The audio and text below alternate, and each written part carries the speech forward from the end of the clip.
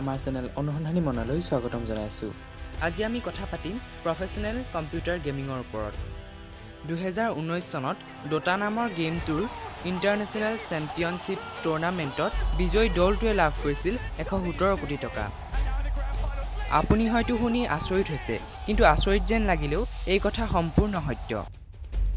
আহক আমি আজি এই ডটা গেমটোৰ বিষয়ে আলোচনা কৰোঁ। ভাৰতবৰ্ষৰ প্ৰফেশ্যনেল গেমিঙৰ ইণ্ডাষ্ট্ৰিটো খুব নতুন যদিও ভাৰতৰ বাহিৰত এই ইণ্ডাষ্ট্ৰিটো বহুত গুৰুত্বপূৰ্ণ ইণ্ডাষ্ট্ৰি ৰূপে গঢ়ি উঠিছে।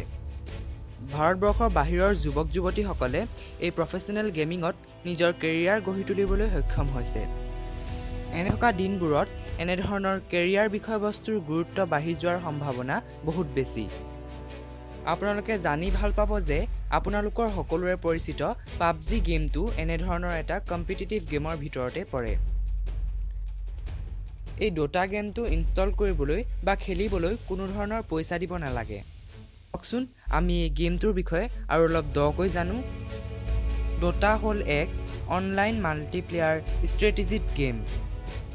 এই গেমটোৰ প্ৰত্যেকখন মেটছত দুটা দলে এটাই আনটোৰ বিৰুদ্ধে খেলে। প্ৰত্যেকটো দলত 5জনকৈ খেলুৱৈ থাকে। I'm ready. Liquid, push on towards this tier 2 tower. প্ৰত্যেকজন প্লেয়াৰে একোটাকৈ হিৰো চিলেক্ট কৰিব লাগে। সদ্যহতে গেমটোত 100তকৈ বেছি হিৰো আছে। এই হিৰোবোৰ হলিউডৰ চিনেমাৰ ছুপাৰ হিৰোৰ দৰে হয়। বেলেগ বেলেগ ধৰণৰ পাৱাৰ থাকে। কোনোটো যদি ডেষ্ট্ৰাকটিভ আৰু অন্যটো আকৌ কনষ্ট্ৰাকটিভ। কোনোটি উৰিব পাৰে, কিছুমানে আকৌ অদৃশ্য হৈ যাব পাৰে। শক্তিশালী, কিছুমানে আকৌ বেগাই দৌৰিব পাৰে। প্ৰত্যেকটো হিৰোৰ বিশেষত্ববোৰ জানি আপুনি আচম্বিত হৈ ৰ'ব। মেটছখনত 5জন প্লেয়াৰে 5টা বিভিন্ন ধৰণৰ দায়িত্ব পালন কৰিব লাগে। গেমটোত দুয়োটা দলৰে নিজাকৈ এখন এখন যাদুকৰী গাঁও আছে। আৰু দল দুটাৰ মুখ্য উদ্দেশ্য হৈছে যে বিৰোধী দলৰ গাঁওখন ধ্বংস কৰা। এই গাঁও দুখনত কিছুমান যাদুকৰী খুঁটা আৰু এটাকৈ অগ্নিকুণ্ড আছে। যিটো দলে বিৰোধী দলৰ অগ্নিপিণ্ডটো প্ৰথমতেই ধ্বংস কৰিবলৈ সক্ষম হ'ব, তেওঁলোককেই খেলখনৰ বিজয়ী বুলি ঘোষণা কৰা হয়। আপোনাৰ হৰা জিকাবোৰ হিচাপ কৰি ৰাখিবলৈ এটা স্ক'ৰ থাকে, যাক কোৱা হয় MMR।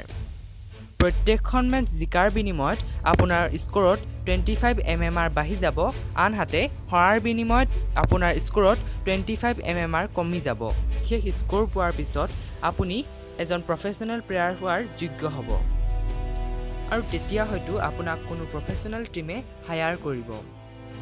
কথাখিনি মই বহুত সহজভাৱে কৈছোঁ যদিও এজন প্ৰফেশ্যনেল প্লেয়াৰ হ'বলৈ 6-7 বছৰৰ সময় লাগি যায়। 2009 চনত ভেলভ নামৰ এটা আমেৰিকান কোম্পানীয়ে এই গেমটো সাজি উলিয়াইছিল। প্ৰত্যেক বছৰে দ্য ভেলভ নামৰ কোম্পানীটোৱে দ্য ইণ্টাৰনেশ্যনেল নামৰ এখন টুৰ্ণামেণ্টৰ আয়োজন কৰে। সাধাৰণতে প্ৰফেশ্যনেল প্লেয়াৰসকলৰ বয়স 16ৰ পৰা 28 বছৰৰ ভিতৰত থাকে আৰু তেওঁলোকক একোজন চেলিব্ৰিটি হিচাপে গণ্য কৰা হয়। ইমান কম বয়সতে উপাৰ্জন কৰা ধনৰ পৰিমাণ ইমান বেছি যে আমাৰ এজন চাকৰিয়ালে তেওঁ গোটেই জীৱনটোত সিমান টকা অৰ্জন কৰিব নোৱাৰে। ইয়াৰ বিষয়ে এবাৰ এডিকশ্যন পাইছে, তেওঁ গোটেই জীৱন এই গেমটোৰ বিষয়ে মনত ৰাখে।